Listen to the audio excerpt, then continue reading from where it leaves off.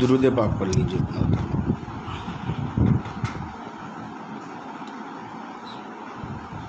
اللهم صل على سيدنا ونبينا مولانا محمد وعلى آل سيدنا مولانا محمد وبارك وسلم. الحمد لله الحمد لله وحده والصلاة والسلام على من لا نبي بعده لا نبي بعده ولا نبوة بعده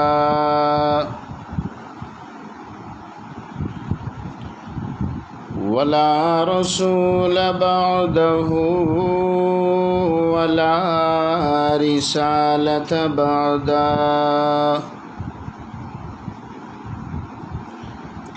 صاحب التاج والمعراج الذي اسمه مكتوب في الإنجيل والتوراة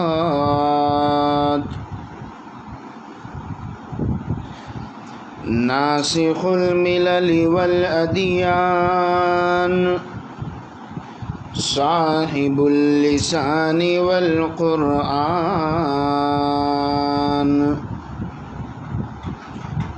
أما بعد فأعوذ بالله من الشيطان الرجيم.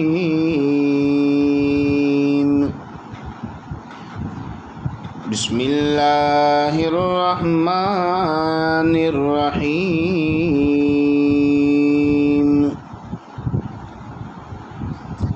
قد أفلح المؤمنون الذين هم في صلاتهم خاشعون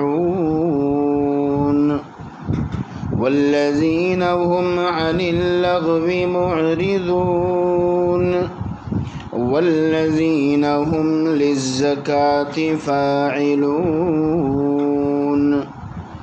والذين هم لفروجهم حافظون إلا على أزواجهم أو ما ملكت أيمانهم فإنهم غير ملومين.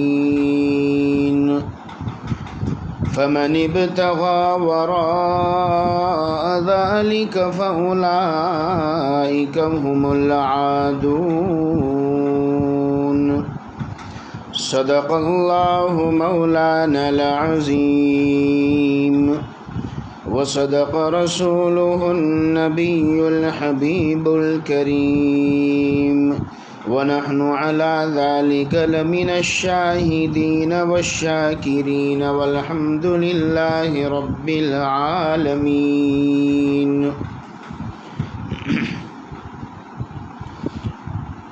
ہمارے ایک ساتھی نے اشعار سنانے کی درخواست پیش کی ہے. میں چند شطرے آپ کی خدمت میں پیش کرتا ہوں.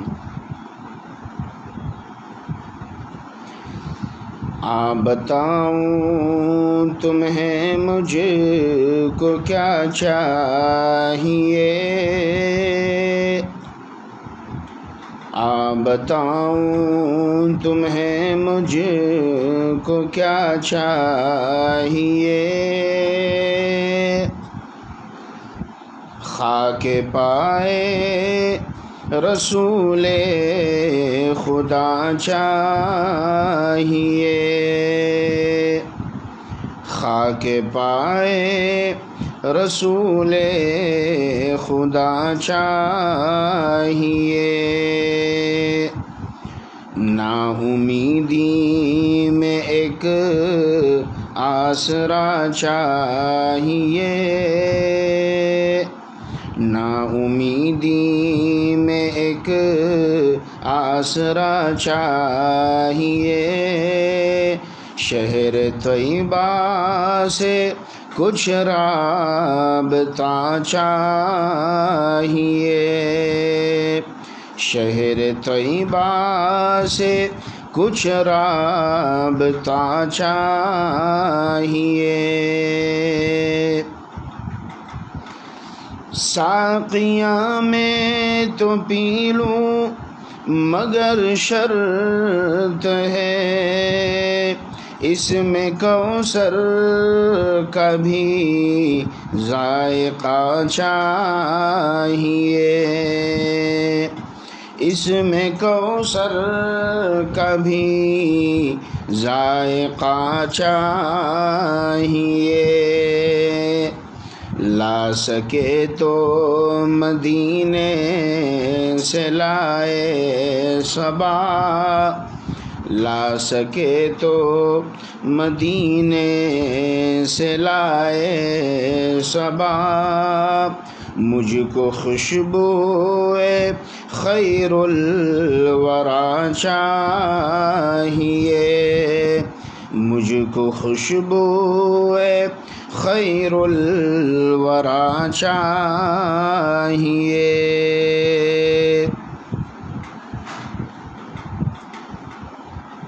دین و دنیا سنور جائے جس سے میرے آقا، مجھے وہ دعا چاہیے، میرے آقا مجھے وہ دعا چاہیے، ہے شفاعت کا طالب ہر ایک امتی، ہے شفاعت کا طالب ہر ایک امتی، اس کو کچھ بھی نہ اس کے سوا چاہیے، اس کو کچھ بھی نہ اس کے سوا چاہیے،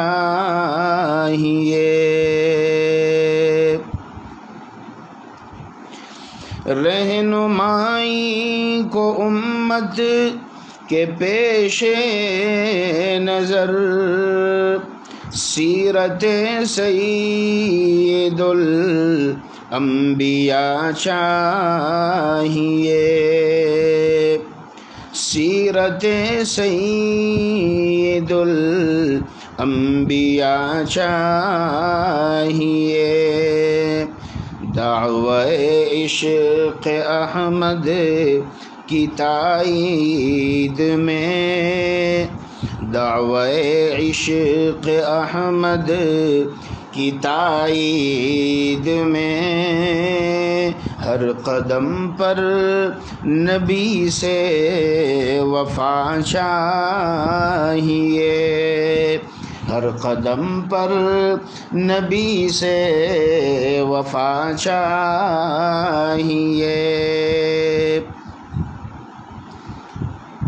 شہر طیبہ سے کچھ رابطہ چاہیے،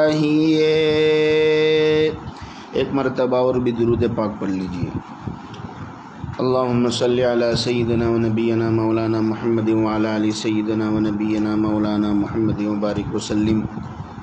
عزیز بھائیوں اور بزرگوں، سننے والی مائیں اور بہنیں،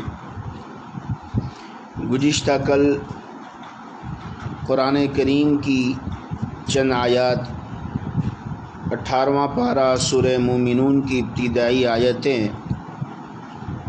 آپ حضرات کے سامنے تلاوت کی تھی، آج بھی انہی آیات کو سہارا لے کر میں نے تلاوت کی ہے۔ تمہیدی باتیں گزشتہ کل آپ کے سامنے آ چکی ہے۔ اللہ سبحانہ و تعالیٰ نے سورہ مومنون کے اس پہلے حصے میں ایمان والوں کی صفات اور کامل مومن اور کامیاب مومن کے اوصاف کو بیان فرمایا ہے۔ ہم اس نیت سے کہہ رہے ہیں، اس نیت سے سن رہے ہیں کہ اللہ سبحانہ و تعالی ہمیں قرآن کریم سے محبت نصیب فرمائے، قرآن کریم کے مضامین پر، احکامات پر عمل کی توفیق عطا فرمائے، اور جن اوصاف کے حاملین مومن اور مومنات کو جنت الفردوس کے وعدے کیے گئے ہیں، اللہ سبحانہ و تعالی اس کہنے اور سننے کی برکت سے ہمارے اندر بھی ان اوصاف کو اللہ تعالی اور بھی مضبوط فرما دے۔ فرمایا قد افلح المؤمنون، تحقیق کے کامیاب ہو گئے ایمان والے۔ دیکھیے یہ کس جگہ پر کہا جا رہا ہے، کامیابی کس جگہ پر بتلائی جا رہی ہے، کس زبانی یہ بات بتلائی جا رہی ہے؟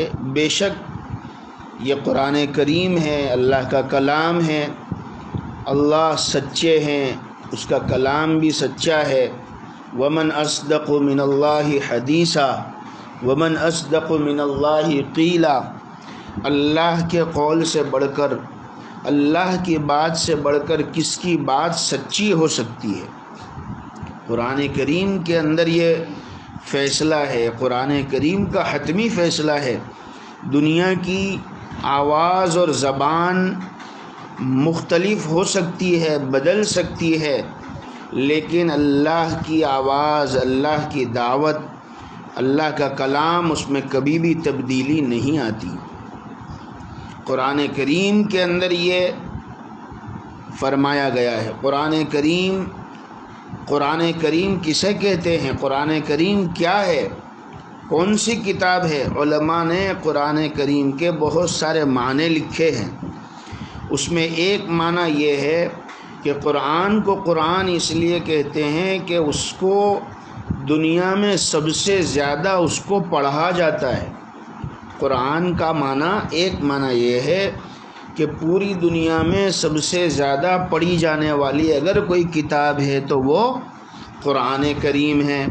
آپ دیکھ لیجئے جتنی بھی دنیا کے اندر کتابیں ہیں، بکس ہے، کبھی ایسا نہیں ہوا کہ اس کو پڑھنے والے، یاد کرنے والے، سیکھنے والے، سکھانے والے اتنی کثیر تعداد میں ہوں، لاکھوں کروڑوں کی تعداد میں۔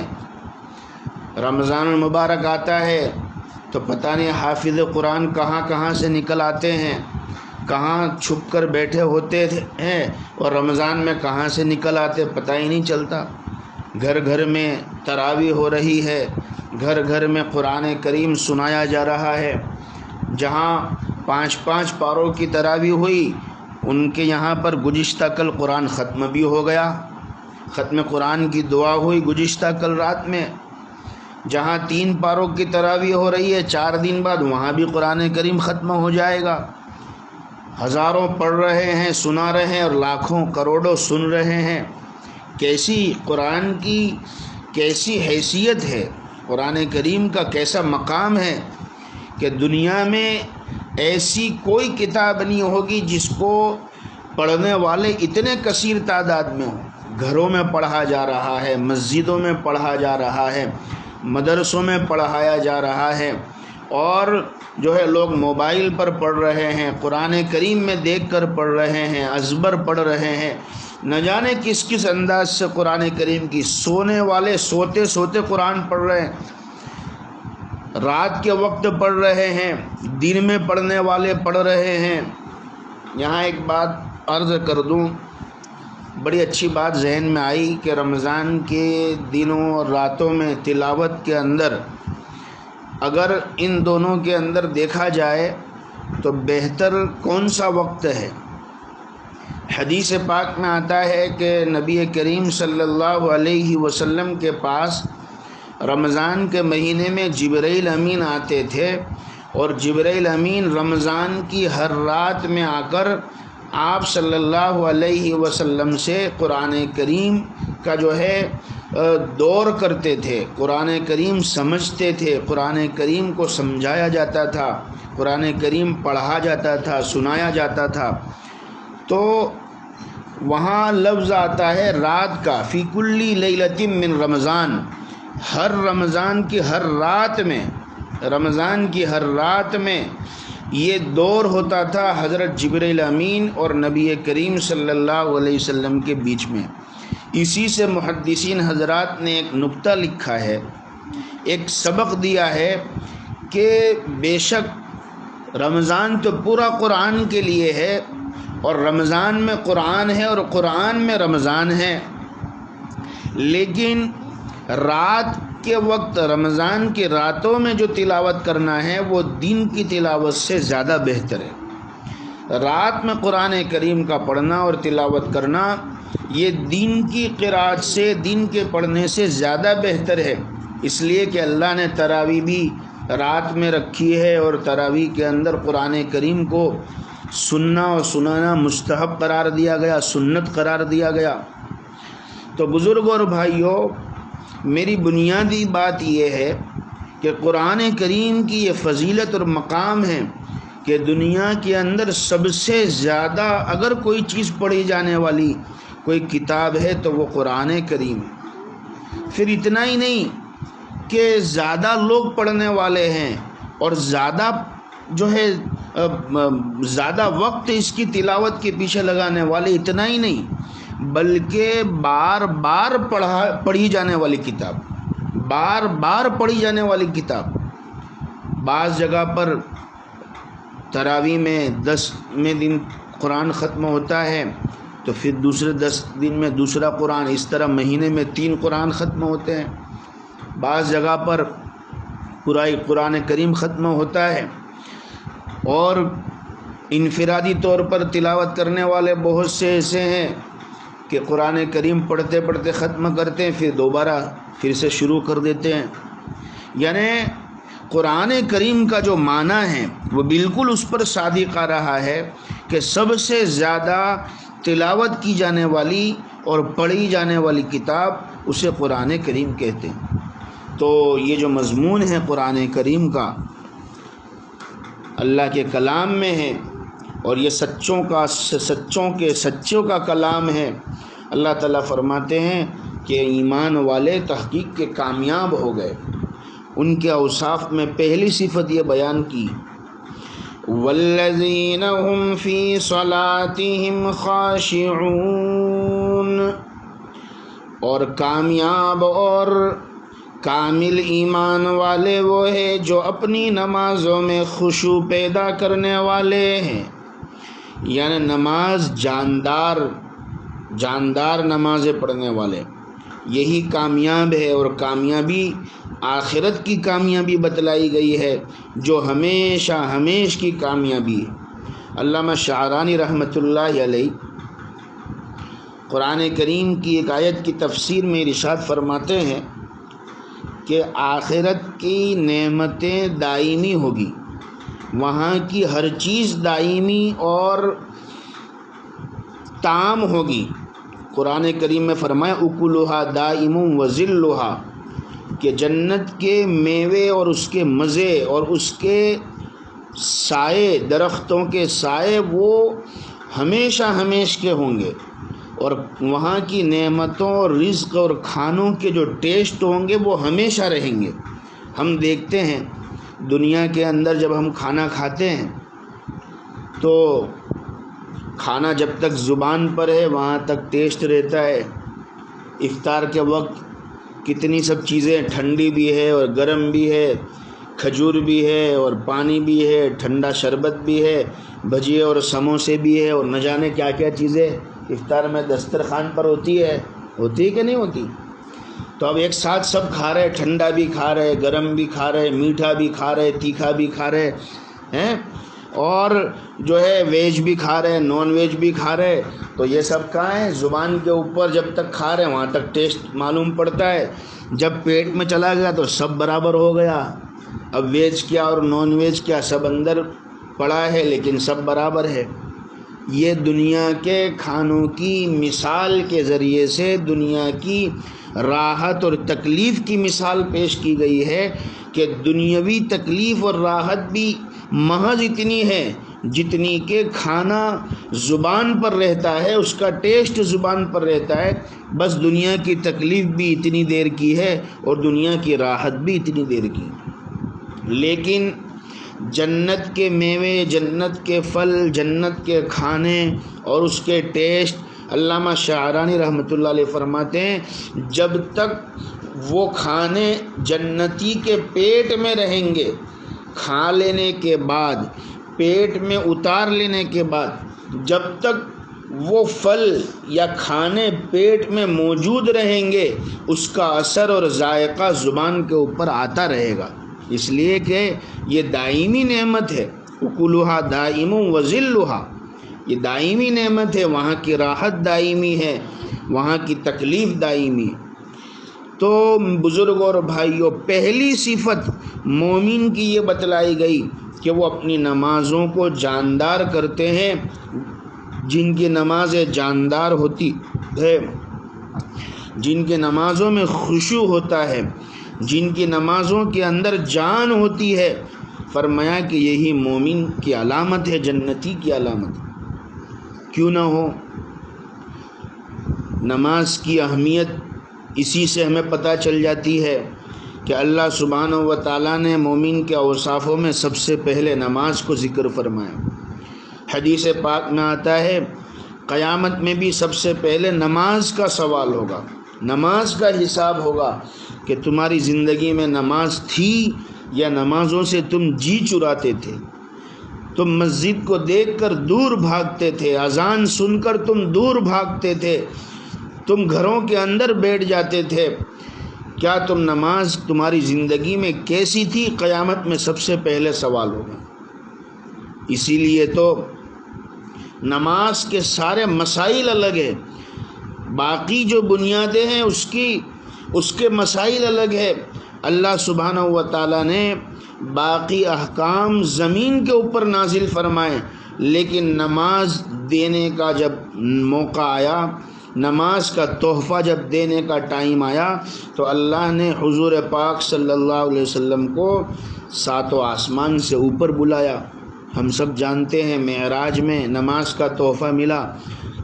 شہ بتہا شب اسراء میں نہ جانے کہاں پہنچے، شہ بتہا شب اسراء میں نہ جانے کہاں پہنچے، زمیں سے تا فلک پہنچے، مکاں سے لا مکاں پہنچے، وہاں تک ان کے نعلین مقدس کی رسائی ہے جہاں ممکن نہیں جبرائیل کے وہم و گما پہنچے۔ معراج کی شب خالق نے کہا جبرائیل ادب سے رہنا ذرا، معراج کی شب خالق نے کہا جبرائیل ادب سے رہنا ذرا، تو شان کو ان کی کیا جانے مہمان جو آنے والے ہیں۔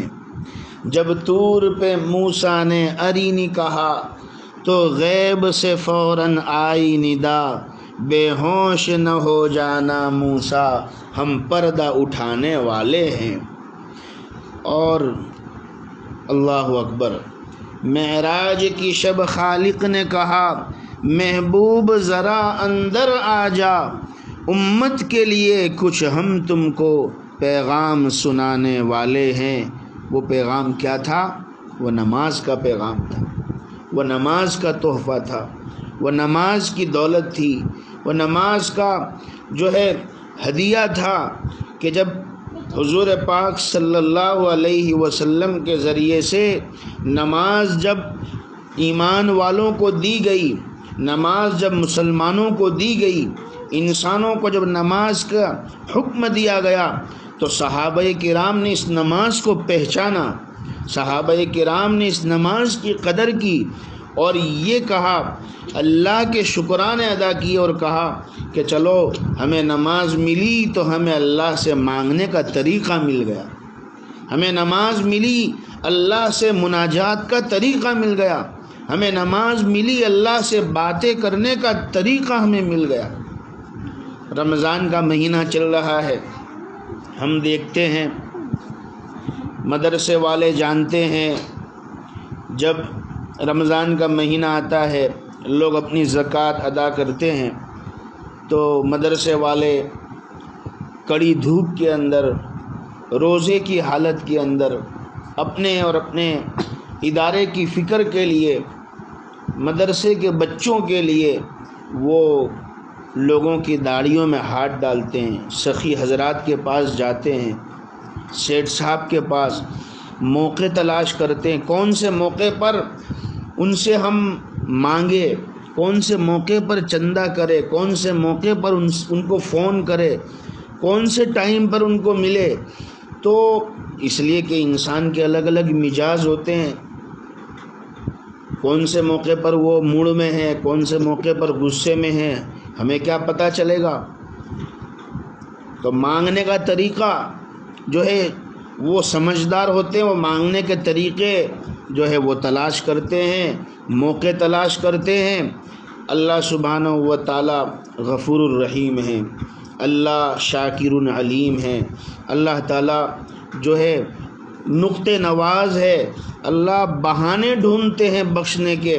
نماز کا ایک تحفہ ایسا دے دیا، فرمایا کہ کسی بھی وقت اللہ کے سامنے نماز کی حالت میں انسان حالت نماز میں آ کر صلاۃ الحاجت پڑھ کر اپنی ضرورت کو مانگے اور پیش کرے اللہ کے سامنے، اللہ تعالیٰ اس کی ضرورت کو پورا کرتے ہیں۔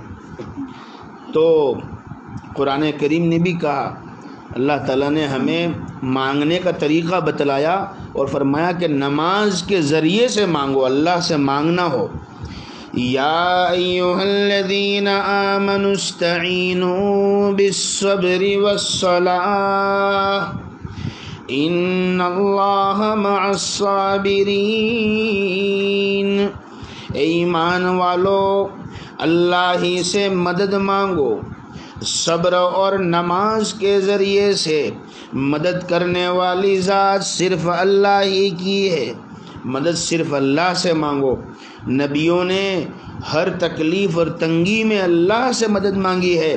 حضرت ابراہیم علیہ السلام نے نارے نمرودی میں اللہ سے مانگا، حضرت یونس علیہ السلام نے سمندر کی مچھلی کے پیٹ میں اللہ سے نصرت مانگی، حضرت ایوب علیہ السلام نے سخت بیماری کے اندر اللہ سے مانگا، حضرت یوسف علیہ السلام نے کنعان کے کنویں میں اللہ سے مدد مانگی، حضرت موسیٰ علیہ السلام نے فرعون کے مقابلے میں اللہ سے مدد مانگی، اور اسی طریقے سے میرے اور آپ کے نبی حضرت محمد الرسول اللہ صلی اللہ علیہ وسلم نے ہجرت والی رات اللہ سے مدد مانگی کہ اللہ ہمارے ساتھ ہے، اے ابو بکر تم کیوں گھبراتے ہو؟ اللہ ہمارے ساتھ ہے، اللہ کی مدد ہمارے ساتھ ہے۔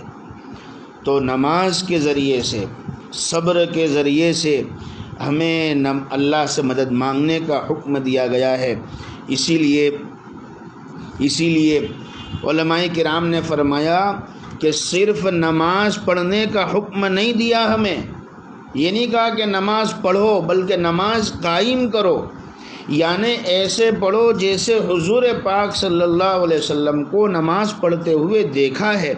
صلو کما رأیتمونی اصلی، جیسے مجھے دیکھا ہے ایسی نماز پڑھو جیسے میں نماز پڑھتا ہوں۔ ہمارے والد محترم اکثر یہ پڑھا کرتے ہیں کہ آپ صلی اللہ علیہ وسلم کی نماز کا حال ایک جملے میں اگر سمجھنا ہو تو ہم یہ سن لیجئے، یہ کہیں گے، کیا نماز شاہ تھی، کیا نماز شاہ تھی، ارکان ایمانی کے ساتھ، کیا نماز شاہ تھی، ارکان ایمانی کے ساتھ، دل بھی جھک جاتا تھا ہر سجدے میں پیشانی کے ساتھ۔ یعنی آقا جب سجدے میں جاتے تھے تو یہ نہیں کہ صرف سر جھکتا تھا، بلکہ سر کے ساتھ دل بھی سجدے میں جھک جاتا تھا۔ یہ آقا کی نماز کا حال تھا، آقا کے غلاموں کی نماز کا حال۔ فضائل نماز میں حضرت شیخ زکریا رحمۃ اللہ علیہ نے طرح طرح کے واقعات لکھے ہیں، کیسے اہل اللہ کی نمازیں تھی اور کیسی جان والی نماز تھی۔ حضرت مولانا فضل الرحمن صاحب گنج مراد آبادی رحمۃ اللہ علیہ، یہ حضرت مولانا اشرف علی تھانوی رحمۃ اللہ علیہ کے استاد ہوتے ہیں۔ استاد اپنے شاگرد سے علامہ تھانوی سے کہتے ہیں، مولانا فضل الرحمن صاحب گنج مراد آبادی کہ اشرف علی، جب میں نماز میں ہوتا ہوں تو ایسا معلوم ہوتا ہے جیسے رحمان میرے رخسار پر بوسہ دیتا ہے۔ اللہ اکبر، بہت بڑی بات ہے، بہت بڑی بات۔ اللہ تعالی ہمیں اس کا عشر اشر نصیب فرمائے، ایسی کیفیت والی جان والی ہمیں نماز نصیب فرمائے۔ سنی نہ مصر و فلسطین میں وہ اذاں میں نے، سنی نہ مصر و فلسطین میں وہ اذاں میں نے، دیا تھا جس نے نمازوں کو، دیا تھا جس نے پہاڑوں کو رأسِ شماب، وہ نماز جس سے روئے زمین کانپ جاتی تھی، آج اسی کو ترستے ہیں منبر و محراب۔ ہاں، تراویح کی نماز کا حال کیا ہے ہم سب جانتے ہیں۔ اگر آپ پچھلی صف میں کھڑے ہو کر تراویح پڑھو تو پتہ چلے گا کہ مسلمانوں کی تراویح کا حال کیا ہے، کیا کیا پیچھے کھیل ہوتے ہیں۔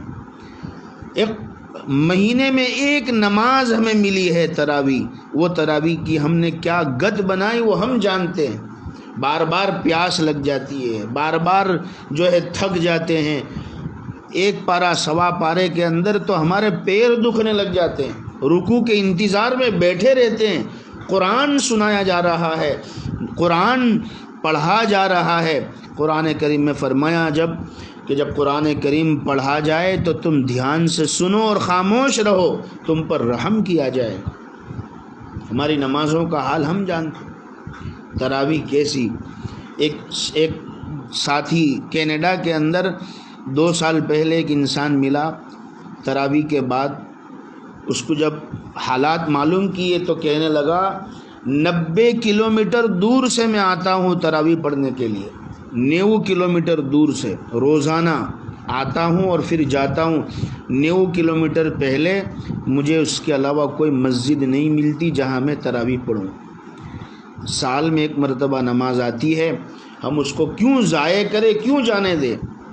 90 کلومیٹر دور سے میں تراویح پڑھنے آتا ہوں۔ اس انسان کا ایمان اور اس انسان کی نماز سے محبت کیسی ہوگی؟ 90 کلومیٹر آپ اندازہ لگائے، اگر بروڈا سے 90 کلومیٹر چلے تو احمد آباد آ جاوے ادھر، اور ادھر جاوے تو ادھر کیم اور کوسمبا سے آگے بڑودہ سے وہاں تک پہنچ جاوے انسان۔ 90 کلومیٹر آنے جانے میں کتنا ٹائم چاہیے، کتنا پیٹرول چاہیے، لیکن یہ ایک جذبے کی بات ہے، جذبے کی بات ہے۔ ہماری نماز کا حال ہم جانتے ہیں۔ پھر یہ تو مسجد والی نماز ہے جو سب کے سامنے پڑھی جا رہی ہے۔ جب سب کے سامنے نماز پڑھنے کا حال ہمارا یہ ہے تو اکیلے نماز ہماری کیسی ہوگی، ہماری خلوت کیسی ہوگی جب جلوت میں یہ حال ہے۔ فرمایا کہ مومن کی پہلی صفت قرآن کریم کی آیت میں بتلائی، والذین ہم فی صلاتہم خاشعون، کہ وہ اپنی نمازوں میں خشوع پیدا کرنے والے۔ اور خشوع کوئی معمولی چیز نہیں ہے، خشوع کوئی کم چیز نہیں ہے، کم درجے کی نہیں ہے۔ فرمایا خشوع کی فضیلت یہ ہے کہ جس نماز میں خشوع پیدا ہو جائے، جو نماز دھیان والی اور جاندار والی ہوتی ہے، وہ دوسری نمازوں سے 70 گنا بڑی ہوئی ہوتی ہے۔ اس نماز پر اللہ تعالیٰ سارے فضائل اس نماز پر ہے جو خشوع والی نماز ہوتی ہے۔ اور یہ بھی سن لیجئے آخر کے اندر کہ ہماری نمازوں میں جان کیسے پڑے، خشوع کیسے آئے۔ ہماری نمازوں کے اندر کتنے سالوں سے نماز پڑھ رہے ہیں، لیکن ہمیں بہت سی مرتبہ نماز کے طریقے معلوم نہیں، قاعدہ کے طریقے معلوم نہیں، صفوں میں کھڑے رہنے کے طریقے معلوم نہیں۔ خشوع پیدا کرنے کا سب سے جو بنیادی عمل بتلایا ہے کہ ہماری عبادتوں کے اندر جان پڑ جائے، ہمارے نمازیں جاندار ہو جائے، ہمارے روزے جاندار ہو جائے، اس کے لیے علماء کرام نے سب سے پہلی بنیادی چیز یہ بتلائی ہے کہ ہماری کمائی اور ہمارے لقمے حلال کے ہو اور درست ہو، ہماری کمائی درست ہو، ہمارے لقمے درست ہو، کہ اگر حلال لقمے ہیں تو اس کا اثر عبادتوں پر پڑتا ہے اور عبادتوں کے اندر آٹومیٹک جان آ جاتی ہے، اور اگر لقمے شک والے ہوں، لقمے حلال کے نہ ہوں، شک والے ہوں، اور جو ہے اللہ معاف فرمائے اگر حرام کی کمائی ہو اور حرام کے لقمے ہوں، تو پھر آدمی چاہے پہلی صف میں کھڑا ہو جائے، اس کی عبادت کے اندر جان نہیں آ سکتی ہے، اس لیے کہ جس روزی سے طاقت ملی ہے، جس کھانے سے بدن کو قوت ملی اور اس قوت سے ہم عبادت کر رہے ہیں، تو وہ قوت ہی حرام لقمے کی ہے، تو وہ طاقت ہمیں نمازوں کے اندر اور عبادت کے اندر کیا کام دے گی؟ اس لیے آدمی سب سے پہلی فکر یہ کرے، اگر ہم اپنی عبادتوں کو جاندار بنانا چاہتے ہیں، ہم اپنے لقموں کو بھی صحیح اور درست بنائیں، اپنے اولادوں کے اور بیوی اور بچوں اور اہل و عیال کے پیٹوں میں بھی حلال لقمے ڈالیں، اس کی فکر کریں۔ ایک اور طریقہ بتلایا ہے نماز کے اندر جاندار یعنی خشوع پیدا کرنے اور جان پیدا کرنے کا، کہ نماز سے پہلے پاکی ہے، نماز سے پہلے طہارت ہے۔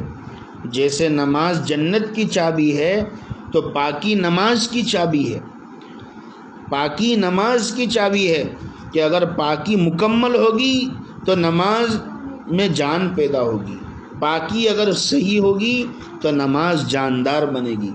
ہماری پاکی، ہم جو ہے بہت سی مرتبہ وضو کرتے ہیں تو ہمیں وضو کے مستحب اور وضو کی سنت طریقے معلوم نہیں ہوتے۔ مسجدوں کے اندر دیکھا جاتا ہے لوگ ایک دوسرے سے ملتے ہیں وضو کرتے کرتے تو ایسی باتیں کرتے ہیں جیسے کہ 10 سال کے بعد آج ملے ہو۔ کیا مسجد کی نماز اور جماعت میں ملنا اور مسجد میں جانا یہ اس لیے ہے کہ ہم اپنی جو ہے اپنے مقصدوں کو حل کریں، اپنی ضرورتوں کو پورا کریں؟ ارے یہ تو اللہ کا حکم پورا کرنے آئے ہیں۔ یہ تو وہ جگہ ہے جہاں ہاتھ اٹھا کر اللہ اکبر کہتے ہیں، پوری دنیا کو ہم پیچھے ڈال دیتے ہیں، ہمیں اللہ کے علاوہ کوئی چیز یاد نہیں ہونی چاہیے۔ رحمت عالم صلی اللہ علیہ وسلم کا حال لکھا ہے، جب اذان ہوتی تھی تو اپنے قریبی لوگوں کو بھی آپ بھول جاتے تھے۔ ایک مرتبہ امی جان حضرت عائشہ آ گئی سامنے، حضور نے فرمایا کہ تم کون ہو؟ کہا حضور میں عائشہ۔ کون عائشہ؟ کہ ابو بکر کی بیٹی۔ تو فرمایا کون ابو بکر؟ تو فرمایا جو ابو قحافہ کے بیٹے ہیں۔ تو حضور نے فرمایا کہ کون ابو بکر اور کون ابو قحافہ کا بیٹا اور کون عائشہ؟ میں کسی کو نہیں جانتا۔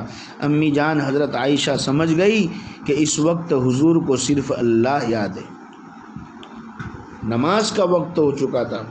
ہم وضو اور پاکی کا صحیح طریقے سے اس کی سنت اور آداب کی رعایت کے ساتھ اگر ادا کریں گے تو انشاءاللہ ہماری عبادتیں اور نمازیں جاندار بن جائے گی۔ ایک اور آخری بات کہہ دوں کہ نماز میں خشوع پیدا کرنے میں ایک اور یہ بھی بات کا خیال رکھے کہ نماز کے جو مسائل ہے، نماز کے اقسام ہیں، اس کے اوقات ہے وغیرہ وغیرہ، اس کا بھی علم ہو، ہمیں نماز کے مسائل کا بھی علم ہو۔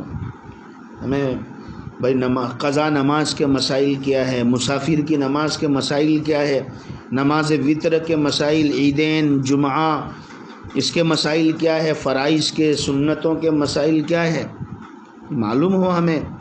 قضا نماز کب پڑھی جاتی ہے، قضا نماز کب ہو جاتی ہے، اس کا وقت کیا ہے، یہ چیزیں معلوم ہو تو پھر انشاءاللہ العزیز اس کے اندر ہمارا جو ہے خشوع رہے گا۔ علماء کرام نے ایک بات اور بھی لکھی ہے کہ ہر آنے والی نماز کا انتظار مومن کرے۔ اگر ظہر پڑھ لی ہے تو عصر کا انتظار کرے، عصر پڑھ لی ہے تو مغرب کا انتظار کرے۔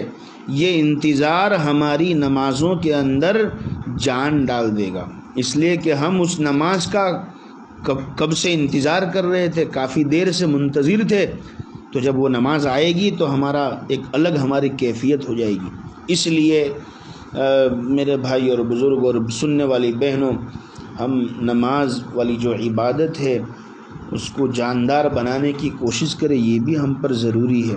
یہ نہیں کہ صرف نماز پڑھنا ہے، یہ نہیں کہ صرف ثواب کمانا ہے، بلکہ ہمیں کمائے ہوئے ثواب کو بچانا بھی ہے اور بچا کر آخرت میں لے جانا ہے۔ یہ پہلی صفت تھی جو میں نے آپ کے سامنے بیان کی ہے۔ بے ترتیب دعا فرما اللہ تعالیٰ کہنے سے زیادہ، سننے سے زیادہ عمل کی توفیق عطا فرمائے۔ ہمارے ٹورنٹو کے خاص عزیز دوست جناب اختر بھائی فیضی والے، ان کی دلی تمنا تھی، ان کی والدہ کافی بیمار ہے، تو ہمارے اختر بھائی فیضی والے جو ٹورنٹو میں رہتے ہیں، انہوں نے خاص درخواست پیش کی ہے کہ میری والدہ کے لیے خاص دعا فرمائیں، وہ بیمار چل رہے ہیں۔ ان کے والد محترم بھی حاجی سلیمان صاحب وینکوور کے اندر، وہ بھی بیمار ہے۔